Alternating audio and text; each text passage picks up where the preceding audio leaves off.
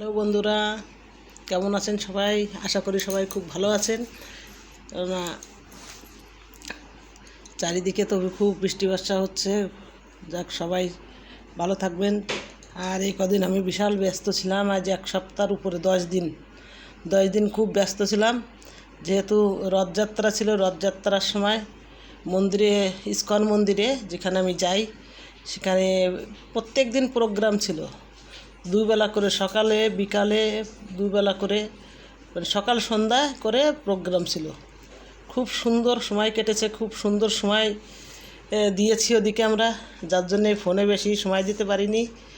তা বন্ধুরা কিছু মনে করবেন না। তা আজকের থেকে এই বাড়িতে বসলাম, কিন্তু বন্ধুরা আজকে আবার একাদশী, আর শয়ান একাদশী আজকে। তা একাদশীর দিন একাদশীর প্রসাদ নিয়ে বসে গেছি। তা আমি কি প্রসাদ নিয়েছি সেটা আপনাদের সঙ্গে শেয়ার করব। আর বন্ধু, মানে বলে বোঝানো যাবে না, এত ভালো কেটেছে মন্দিরে, এত সময়, এত মনে হচ্ছে সময়টা তো তাড়াতাড়ি কেন চলে গেল, আরও কটা দিন থাকতে পারত। এত সুন্দর লেগেছে, প্রচুর ভক্তদের সমাগম সেখানে, মানে বলে বোঝানো যাবে না, ভাষায় বলা যাবে না, এত সুন্দর ছিল। সকালে সন্ধ্যার নাম কীর্তন খুব ভালো লেগেছে বন্ধুরা। দেখুন, আমি এখানে একাদশীর প্রসাদটা নিয়ে বসে গেছি। একাদশীতে আমি একাদশীর দিন অন্ন খাই না।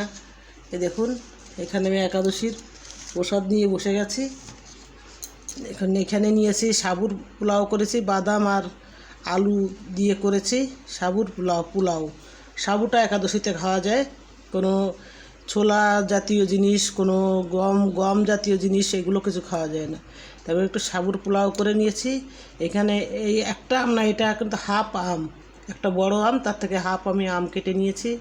আর এইখানে ঠাকুরকে ভোগ দিয়েছিলাম, এই যে কলাও রয়েছে, আর এখানে একটা ছোট্ট দেখে একটা পেয়ারা নিয়েছি। এইটা দিয়েই আমি আমার একাদশীর প্রসাদ পাবো। তো একাদশীর প্রসাদটা কেমন হয়েছে বন্ধুরা জানাবেন। দেখুন, একাদশীর প্রসাদটা কিন্তু দেখতে কিন্তু খুব সুন্দর লাগছে। দেখুন, একাদশীর প্রসাদটা কেমন হয়েছে জানাবেন, আর সঙ্গে থাকবেন, পাশে থাকবেন। ভিডিওটা আর বড় করবো না, ভিডিওটা এখানেই শেষ করছি।